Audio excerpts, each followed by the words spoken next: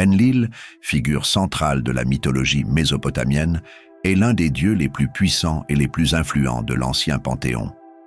Son identité et son importance dans le monde mythologique des Sumériens, des Akkadiens, des Babyloniens et des Assyriens sont vastes, couvrant divers domaines d'influence qui ont façonné non seulement la vie spirituelle des peuples, mais aussi leur compréhension même des forces de la nature. Enlil était souvent décrit comme le « seigneur de l'air », un titre qui reflète sa domination sur les vents, les tempêtes et l'atmosphère elle-même. Mais son influence ne s'arrêtait pas au ciel. Enlil était aussi profondément lié à l'agriculture, fondement de la société mésopotamienne. On croyait que ces vents jouaient un rôle crucial dans la fertilité de la terre, apportant avec eux à la fois les pluies vivifiantes et les tempêtes destructrices qui pouvaient anéantir des récoltes entières. Le rôle d'Enlil était multiple. Il était considéré comme un dieu d'autorité et de pouvoir, souvent dépeint comme une force qui contrôlait l'équilibre entre la création et la destruction. En tant que dieu du vent, on lui attribuait la capacité de provoquer des tempêtes, influençant à la fois le temps et le destin des récoltes. Son souffle était considéré comme le vent qui pouvait nourrir la terre ou la dévaster. Enlil était donc à la fois protecteur et destructeur, une dualité qui en faisait une divinité vénérée, mais aussi redoutée dans l'ancienne culture mésopotamienne. L'une des principales responsabilités d'Enlil était de contrôler le cycle agricole. Sans sa faveur, les récoltes pouvaient être mauvaises et la famine pouvait frapper. On disait que les vents d'Enlil déterminaient le succès des récoltes, faisant de lui un dieu qui influençait directement les moyens de subsistance de civilisations entières. Ce lien avec l'agriculture était si fort qu'Enlil était souvent associé aux plaines fertiles de Mésopotamie où se pratiquait la majeure partie de l'agriculture de l'Empire. Sans sa bénédiction, le fondement même de la société, la nourriture et la subsistance, pouvaient s'effondrer. Mais au-delà de son lien avec la terre et les cieux, Enlil était aussi un dieu de l'ordre. Son domaine s'étendait à celui de la loi et de la gouvernance, assurant par son influence la stabilité de la société. Il était considéré comme celui qui maintenait l'équilibre entre les forces du chaos et de l'ordre, un protecteur des lois cosmiques et terrestres. Son titre de Seigneur de l'air peut évoquer l'image d'un dieu distant et intouchable, mais Enlil était loin d'être une simple force de la nature. C'était un dieu profondément impliqué dans la vie quotidienne des gens. Son influence était aussi omniprésente que les vents eux-mêmes. Et pour les habitants de la Mésopotamie, il était à la fois un symbole d'espoir et un rappel des forces incontrôlables qui gouvernaient leur monde. Qu'il s'agisse des pluies nourricières ou des tempêtes dévastatrices, le pouvoir d'Enlil était un rappel permanent de l'équilibre délicat entre la vie et la destruction. Dans les mythes mésopotamiens de la création, Enlil joue un rôle essentiel dans le façonnement du monde tel que nous le connaissons. Son influence est directement liée à la séparation du ciel et de la terre, un acte qui a mis de l'ordre dans le cosmos et permis la création d'un monde habitable. Selon le mythe, l'univers a commencé comme une masse chaotique et indifférenciée, avec le ciel, An, et la terre, qui, étroitement imbriqués, incapables d'entretenir la vie telle que nous la concevons. C'est là que l'intervention d'Enlil devient cruciale. Par un ordre divin, Enlil sépara les cieux de la terre, créant ainsi l'espace nécessaire au développement de la vie. Cette séparation est souvent présentée comme le moment où le monde physique a commencé à prendre forme. En séparant les cieux de la terre, Enlil a créé les conditions nécessaires à l'établissement de la vie sur la planète. Le ciel pouvait désormais abriter les dieux, tandis que la terre devenait un terrain fertile pour la civilisation humaine et l'agriculture. C'est un acte d'organisation divine qui a établi les frontières entre le céleste et le terrestre, permettant au monde de fonctionner de manière structurée et prévisible. L'acte de séparation n'était pas seulement physique, mais aussi symbolique, car il marquait le début de l'ordre émergent du chaos. Outre son rôle dans la création, les contributions d'Enlil s'étendaient aux aspects pratiques de la survie et du progrès de l'humanité. L'une de ses contributions les plus significatives fut l'invention d'outils agricoles, en particulier la houe. Cet outil n'était pas seulement un instrument pratique, il revêtait une profonde importance symbolique dans la culture mésopotamienne. La houe représentait le lien entre le monde divin et le monde mortel, car c'était un don d'Enlil qui permettait à l'humanité de cultiver la terre et d'assurer sa survie. Elle a permis aux hommes d'exploiter les ressources de la terre, transformant une terre autrefois chaotique et stérile en un centre agricole prospère. La houe est devenue un symbole de prospérité et de stabilité, car elle était directement liée au contrôle d'Enlil sur les vents et le temps, qui à leur tour influençaient la fertilité de la terre. La signification symbolique de la houe va au-delà de son utilité. Elle incarne l'idée du progrès humain grâce à l'intervention divine. Enlil, dans sa sagesse et sa puissance, a fourni les outils nécessaires aux êtres humains pour prospérer dans un monde qu'il avait lui-même contribué à façonner. C'était une façon de combler le fossé entre les dieux et l'humanité, en montrant qu'avec la faveur divine, les hommes pouvaient transformer la terre en un lieu prospère et habitable.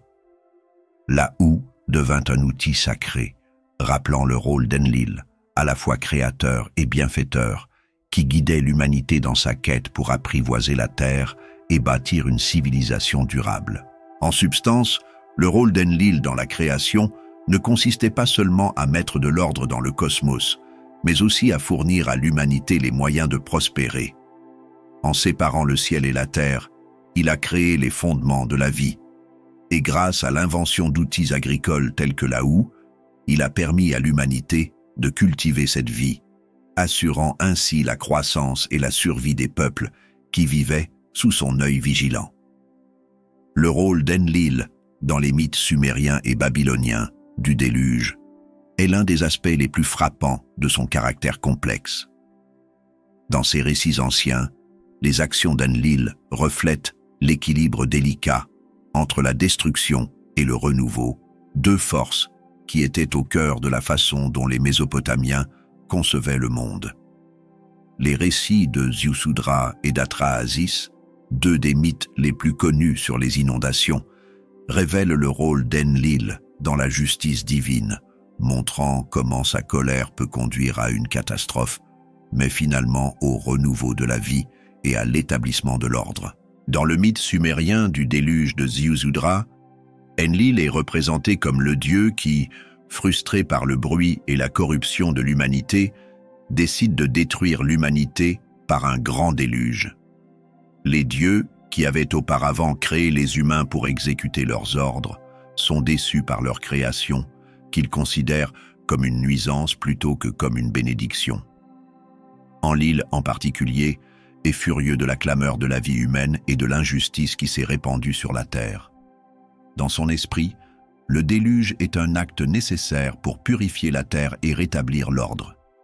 Il envoie les eaux de crue, anéantissant l'humanité et la plupart des formes de vie, mais un homme, Ziusudra, est averti par le dieu Enki, ou Ea, et survit en construisant un énorme bateau pour transporter sa famille et les animaux. Grâce à cet acte de survie, le récit du déluge commence à passer d'un récit de destruction à un récit d'espoir et de renouveau. Cette dualité de l'action d'Enlil, la destruction suivie de la préservation de la vie, témoigne de la conception mésopotamienne de la justice divine. La colère d'Enlil, bien que dévastatrice, n'est pas arbitraire.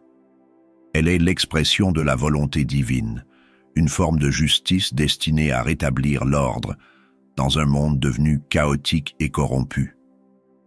Pourtant, même au milieu de cette destruction, il y a la promesse d'un renouveau. Ziusudra, comme Noé dans le mythe du déluge biblique, devient l'ancêtre d'une nouvelle humanité qui reconstruira et repeuplera la terre avec la bénédiction divine des dieux. La colère d'Enlil est tempérée par le fait que la vie doit continuer. et par le renouvellement de la terre, les dieux réaffirment leur pouvoir et les cycles naturels de la création. Le mythe babylonien du déluge d'Atrahasis suit un récit similaire, avec Enlil au centre de la scène. Dans ce mythe, les dieux créent l'humanité pour les soulager de leur fardeau, mais avec le temps, les humains se multiplient et deviennent bruyants, troublant la paix des dieux. Enlil, frustré par ces troubles, décide que la solution est une nouvelle inondation. Mais une fois de plus, c'est le dieu Ea, ou Enki, qui intervient en avertissant Atrahasis, un homme pieux et sage, de construire un bateau pour survivre au déluge à venir. Après le déluge, la vie se renouvelle et les survivants sont chargés de repeupler la terre et de veiller à ce que l'humanité ne retombe pas dans le chaos. Dans ces deux mythes, le rôle d'Enlil en tant que destructeur est contrebalancé par son rôle dans l'application de la justice divine et des cycles de renouvellement.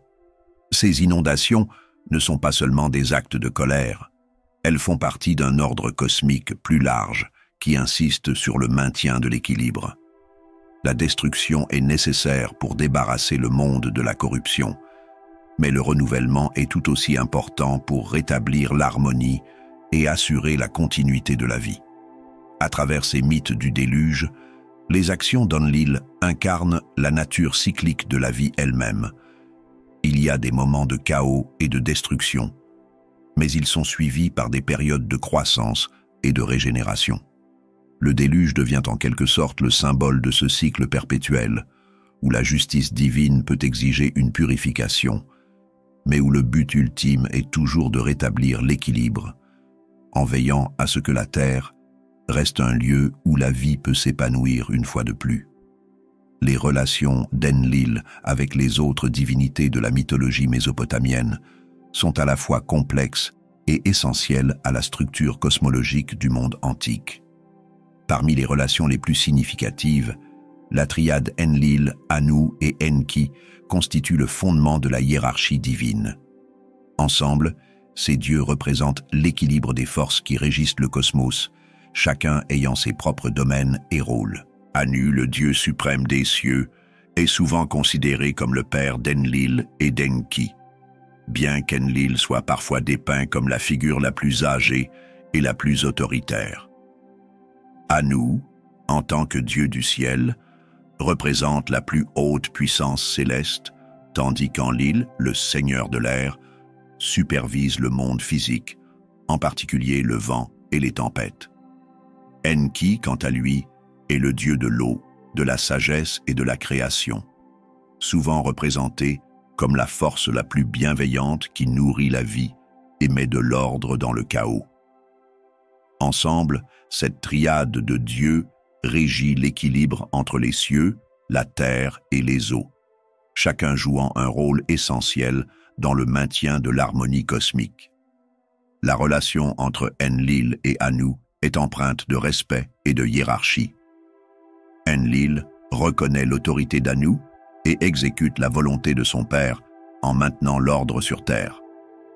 Cependant, le pouvoir d'Enlil sur l'atmosphère et les tempêtes lui confère également un certain degré d'autonomie. Il est souvent considéré comme l'exécuteur de la volonté divine, menant les actions les plus directes et parfois destructrices nécessaires pour faire respecter les ordres des dieux. En revanche, la relation entre Enki et Anu est plus intellectuelle, Enki étant le dieu de la sagesse et de la création. Il utilise souvent ses connaissances pour résoudre les problèmes et guider l'humanité par l'intelligence plutôt que par la force. Car la relation entre Enlil et Enki, bien que parfois caractérisée par des tensions, est aussi une relation de force complémentaire. Enki, qui est associé à l'eau et à la sagesse, est la divinité la plus créative et la plus nourricière, agissant souvent en tant que protecteur de l'humanité. En revanche, les actions d'Enlil peuvent être plus sévères, car il représente la loi et l'ordre de l'univers. Alors qu'Enki fournit les outils de la vie, tels que le don de la sagesse, de l'eau et de l'agriculture, Enlil veille à ce que le monde reste en équilibre, en contrôlant l'atmosphère, les tempêtes et les catastrophes naturelles. Ces rôles complémentaires sont essentiels au fonctionnement du cosmos, l'un ne pouvant exister sans l'autre. La sagesse d'Enki adoucit les tendances destructrices d'Enlil, et l'autorité d'Enlil structure les efforts créatifs d'Enki.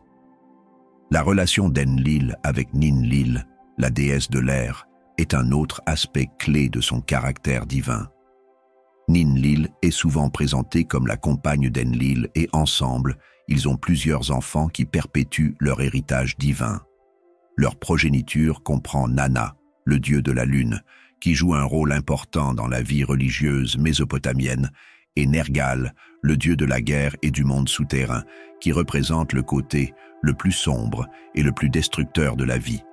Nana, en tant que dieu de la lune, exerce son influence sur le temps et les cycles de la lune, tandis que Nergal est associé à la mort et à l'au-delà, thème qui contraste souvent avec le rôle d'Enlil en tant que dieu de la vie et du renouveau.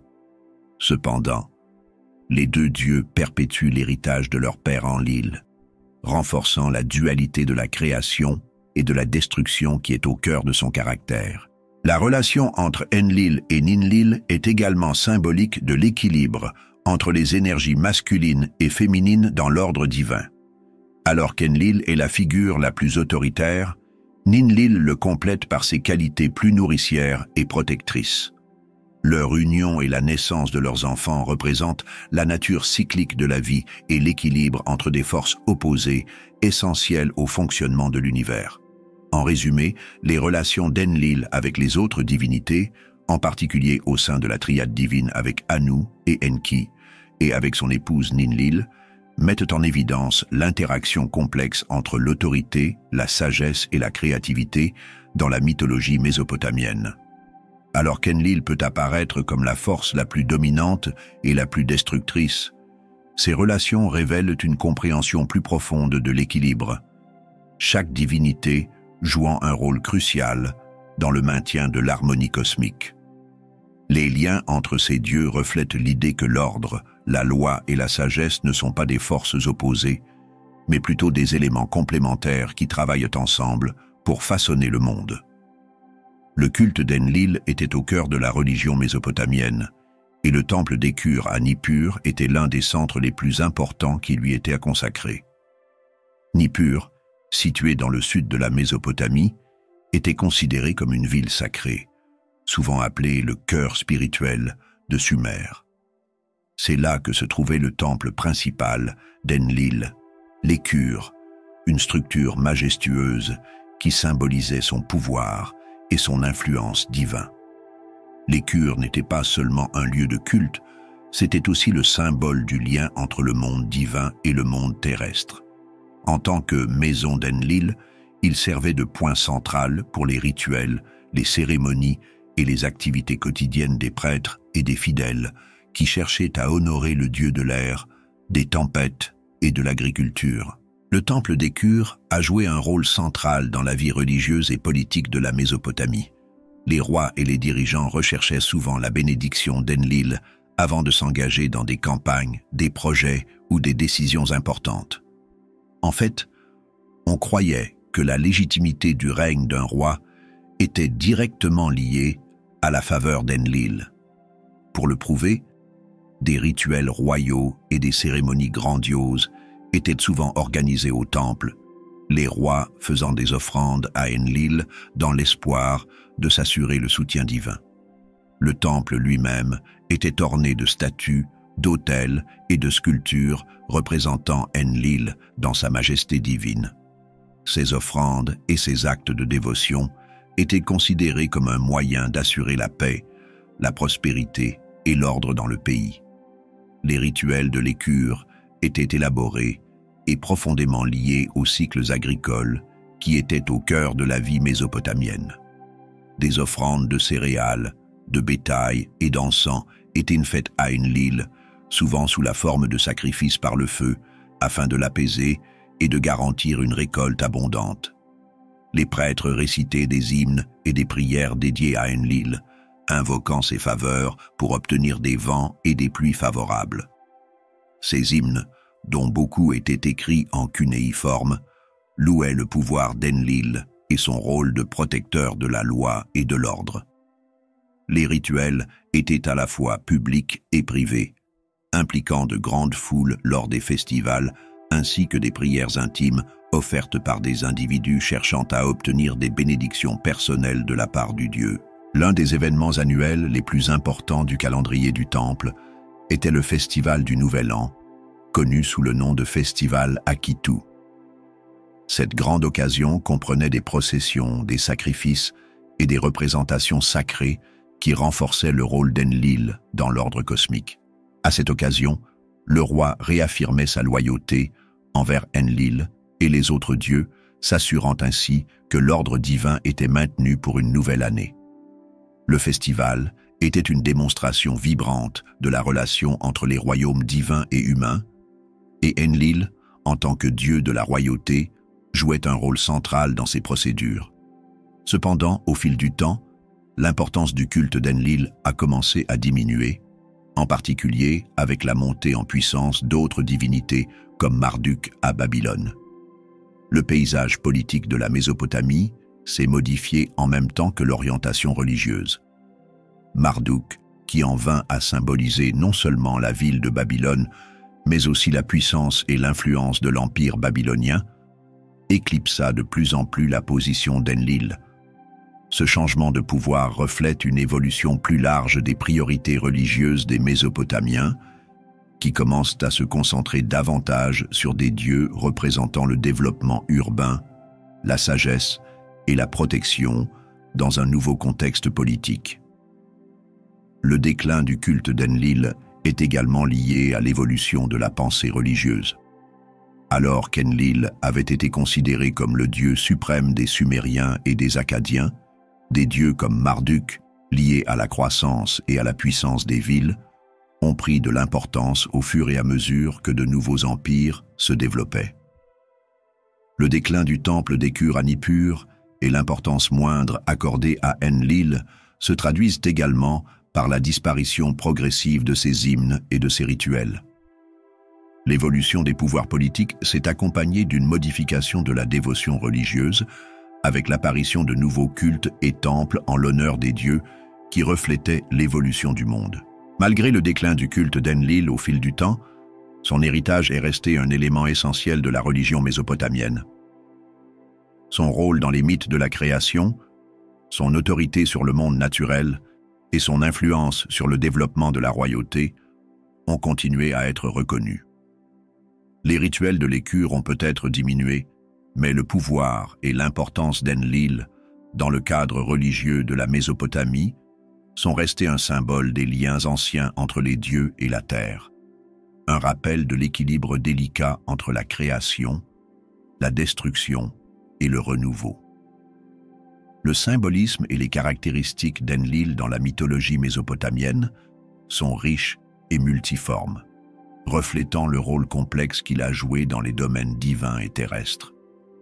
C'est un dieu qui incarne les forces de la nature, le pouvoir de l'autorité et l'équilibre délicat entre la création et la destruction. Sa signification symbolique s'étend à plusieurs domaines: l'agriculture, les forces naturelles, la royauté et l'ordre cosmique, chacun d'entre eux reflétant son rôle central dans la vision mésopotamienne du monde. Au cœur du symbolisme d'Enlil se trouve sa représentation en tant que figure d'autorité. En tant que dieu de l'air, du vent et des tempêtes, Enlil n'est pas seulement une force passive de la nature, c'est un agent actif qui exerce un contrôle sur le monde naturel et le destin de l'humanité. Sa domination sur le vent et les tempêtes lui confère le pouvoir de façonner l'environnement, déterminant souvent le cours des événements sur Terre. Enlil est ainsi perçu comme l'exécuteur de la loi divine, celui qui veille au respect de l'ordre naturel. Ses décisions, qu'elles aboutissent à des récoltes abondantes ou à des inondations dévastatrices, reflètent son rôle de dirigeant qui maintient l'équilibre dans le monde. Ce pouvoir et cette autorité font de lui un symbole approprié pour la royauté, car les souverains invoquaient souvent la faveur d'Enlil pour valider leur règne estimant que leur légitimité était liée à sa volonté divine. Enlil est également étroitement associé à l'agriculture, un aspect vital de la vie dans l'ancienne Mésopotamie. Les Mésopotamiens dépendaient des terres fertiles situées entre le Tigre et l'Euphrate pour maintenir leur civilisation, et Enlil, en tant que dieu des tempêtes et du vent, était considéré comme la force à l'origine des pluies saisonnières qui nourrissaient les cultures. Enlil était considéré comme un dieu qui contrôlait les éléments nécessaires à l'agriculture, en particulier les vents et les pluies qui étaient cruciaux pour une agriculture réussie. Le lien entre Enlil et l'agriculture est important car il reflète à quel point le monde naturel et la vie humaine étaient étroitement liés dans la pensée mésopotamienne. Sans sa bénédiction, la terre pouvait tomber dans la sécheresse ou l'inondation, et la prospérité pouvait rapidement se transformer en désastre. Enlil était donc considéré à la fois comme le donneur de vie, grâce à son contrôle sur les conditions météorologiques, et comme le protecteur de la fertilité de la terre. Au-delà de son rôle de nourricier, Enlil incarne également la double nature de la création et de la destruction. Son pouvoir de contrôler les vents et les tempêtes n'était pas uniquement utilisé pour le bien. Il pouvait aussi être une force de dévastation. Cette dualité est particulièrement visible dans son implication dans les mythes du déluge, où sa colère conduit à la destruction de l'humanité afin de rétablir l'ordre dans un monde corrompu. Le même Dieu qui pouvait apporter une récolte abondante était aussi celui qui pouvait déclencher des tempêtes destructrices qui anéantissaient des villes et des civilisations. Cet équilibre entre création et destruction reflète la conception mésopotamienne de la vie comme étant cyclique, un flux et reflux constant de croissance et de décadence. La nature d'Enlil, à la fois créateur et destructeur, démontre la fragilité de la vie et la nécessité d'un équilibre dans le monde naturel. La destruction, dans son domaine, n'est pas perçue comme purement négative. Elle sert de force nécessaire pour nettoyer et renouveler la terre, laissant place à l'émergence d'une nouvelle vie. La double nature d'Enlil se reflète également dans son caractère de dieu de l'ordre cosmique. Le rôle d'Enlil en tant qu'exécuteur de la justice divine signifiait qu'il était celui qui pouvait imposer des punitions à ceux qui perturbaient l'ordre naturel, que ce soit par la corruption humaine ou la désobéissance. Cependant, ces actions destructrices avaient toujours pour but de rétablir l'équilibre, en veillant à ce que le cosmos reste aligné sur la volonté divine. Cet aspect d'Enlil souligne l'idée que les forces de la nature, bien qu'imprévisibles et parfois terrifiantes, font en fin de compte partie d'un système plus vaste, divinement ordonné.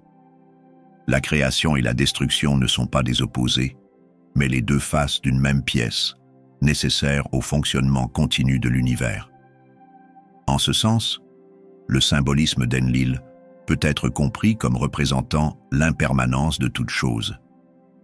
Ces tempêtes et ces inondations rappellent que toute vie est sujette au changement et que la destruction est souvent le précurseur du renouveau. Cela fait de lui un dieu qui incarne les profondes vérités philosophiques de la vie. Rien ne dure éternellement, et c'est à travers les cycles de destruction et de création que le monde continue d'évoluer.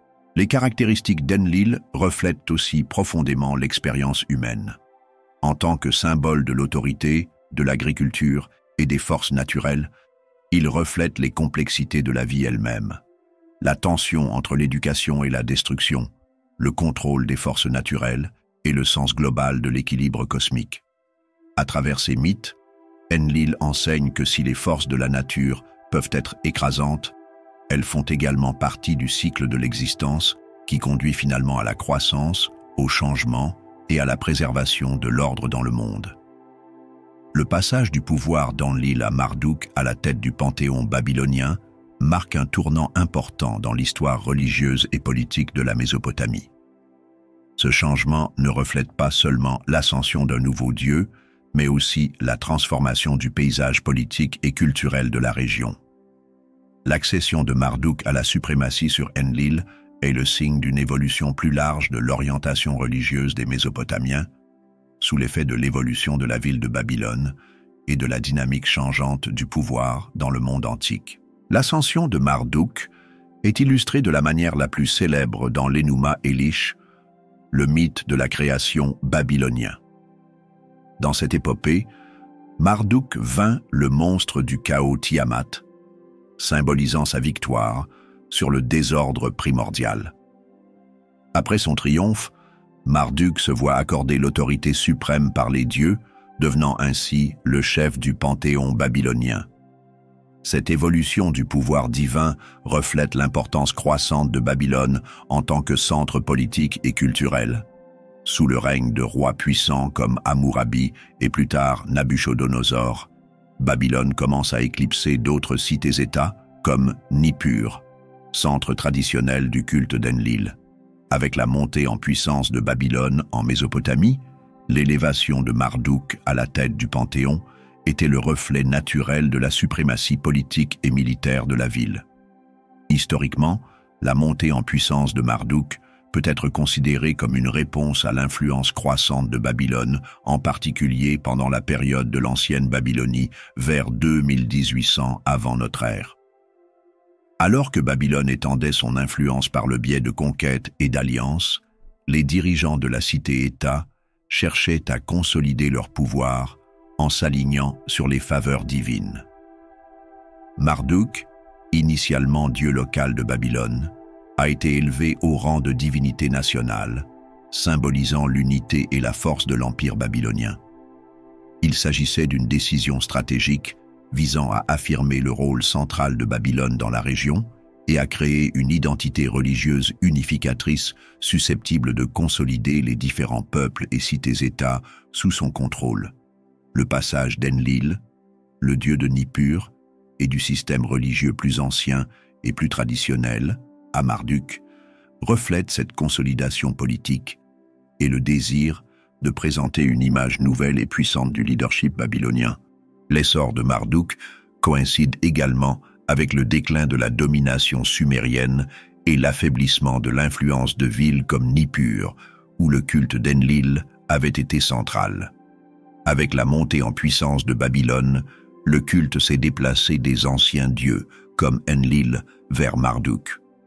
Cette transition dans la hiérarchie divine peut être comprise en termes d'évolution culturelle.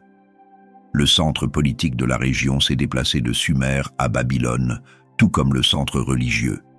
La culture babylonienne nouvellement dominante avait besoin d'un dieu capable d'incarner la force, l'ordre et l'autorité de l'empire, des qualités que Marduk, le dieu guerrier victorieux, en vint à représenter. Les raisons culturelles de l'ascension de Marduk étaient également liées au besoin d'une figure unificatrice capable d'assurer la continuité et la stabilité.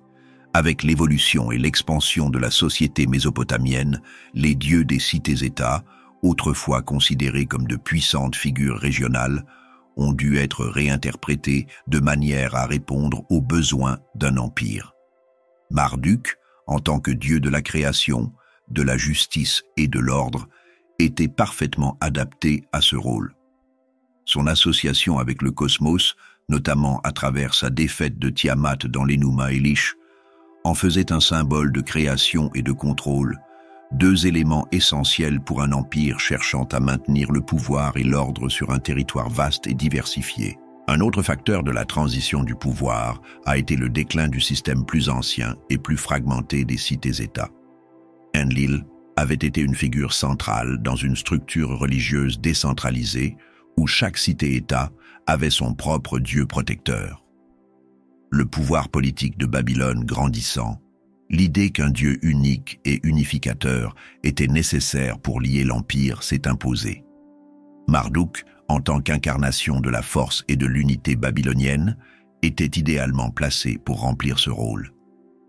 Cette évolution du pouvoir reflète également les tendances plus générales de la religion mésopotamienne, la nature de l'autorité divine ayant commencé à changer.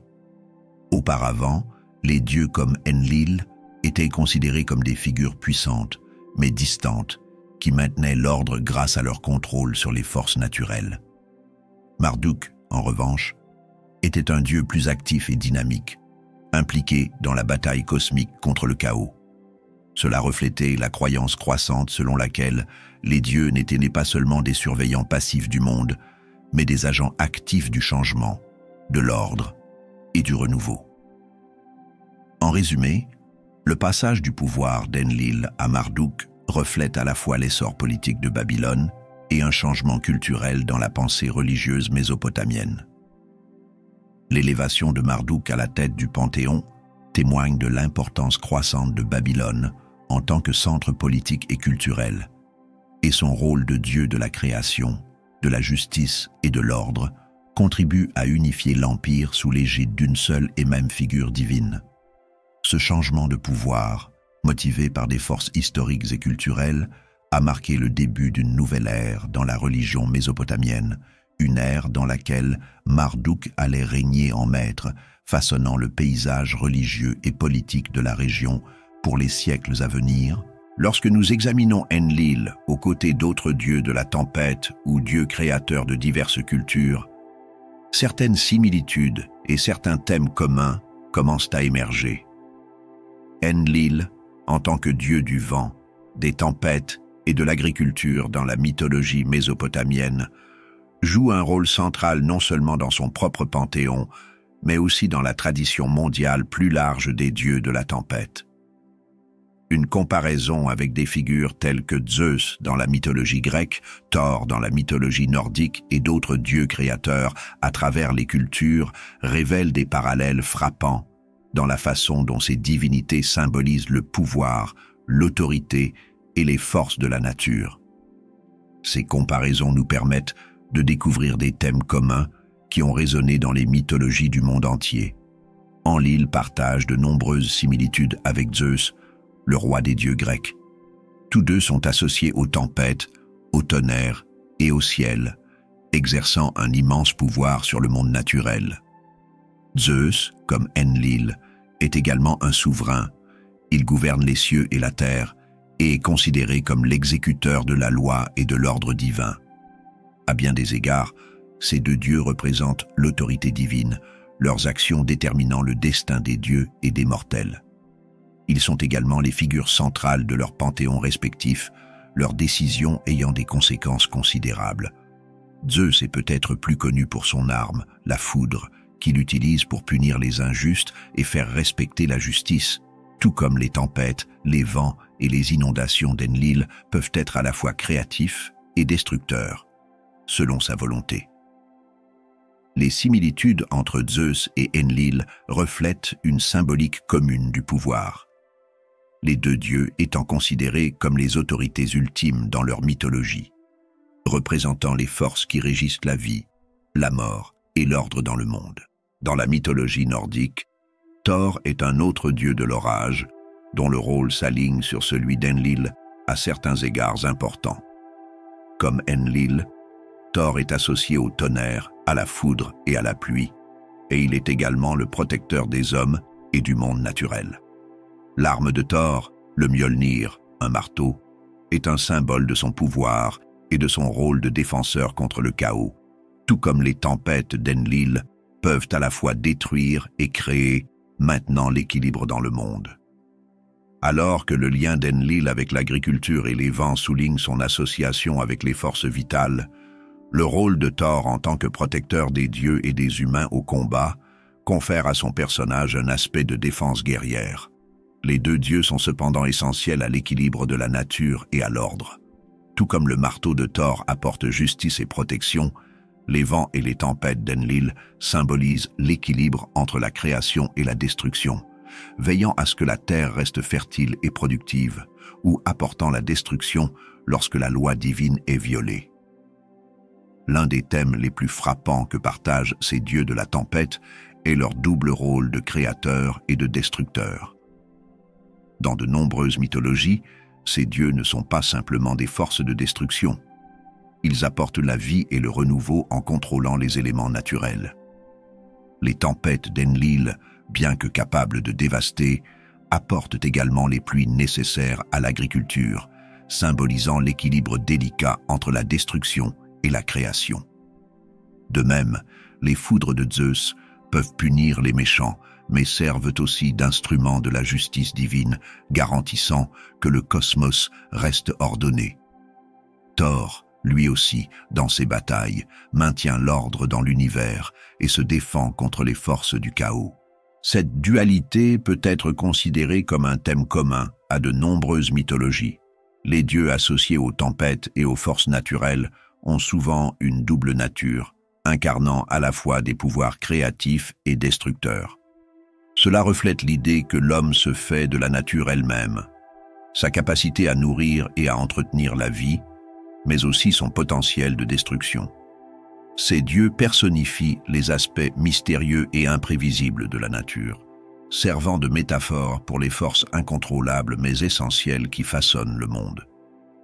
Un autre thème commun aux histoires d'Enlil, de Zeus et de Thor est leur lien avec l'humanité. Dans chaque mythologie, ces dieux jouent un rôle direct dans les affaires humaines. Enlil, par son contrôle des tempêtes et de l'agriculture, influence le succès des récoltes et le destin des civilisations. Zeus, en tant qu'exécuteur de la loi divine, exerce une influence sur la moralité humaine et la justice des dieux. Thor, bien qu'il soit avant tout le protecteur des dieux, est aussi le champion de l'humanité, luttant contre les forces qui menacent à la fois les dieux et les mortels. À bien des égards, ces dieux reflètent le désir humain de contrôler le monde naturel et les forces du chaos. Ils incarnent les forces que les gens craignent et révèrent à la fois, des forces qui peuvent soutenir la vie ou la détruire selon la volonté des dieux. Ces dieux de la tempête servent donc de pont entre le monde humain et le divin, leurs actions façonnant la vie des mortels et fournissant un cadre pour comprendre les complexités du monde naturel. Enfin, la justice est un thème clé qui relie ces divinités. Qu'il s'agisse du contrôle d'Enlil sur la fertilité agricole, du rôle de Zeus en tant que dieu de la loi et de l'ordre, ou de la protection du cosmos par Thor, chaque dieu incarne l'idée du maintien de l'équilibre et de la justice dans le monde. Leurs actions, qu'elles soient destructrices ou constructives, sont justifiées dans le cadre de leur mission divine de protection de l'ordre naturel et de stabilité cosmique. En conclusion, les dieux de la tempête, Enlil, Zeus et Thor, partagent des thèmes communs qui reflètent des préoccupations humaines universelles. La double nature de la création et de la destruction, la relation entre les dieux et les humains, et le maintien de la justice et de l'ordre dans le cosmos. Ces dieux représentent les forces imprévisibles de la nature et servent de métaphore aux éléments puissants et souvent incontrôlables qui façonnent le monde qui nous entoure. En comparant ces divinités, nous pouvons voir comment différentes cultures ont abordé les mystères du monde naturel et le rôle de la puissance divine dans le façonnement de la destinée humaine. Si vous avez aimé explorer les histoires dramatiques d'Enlil, n'oubliez pas d'appuyer sur le bouton « J'aime » et de vous abonner pour recevoir d'autres histoires du monde antique. Qu'en pensez-vous? Le pouvoir d'Enlil était-il trop grand ou méritait-il plus de respect? Faites-nous part de vos réactions dans les commentaires.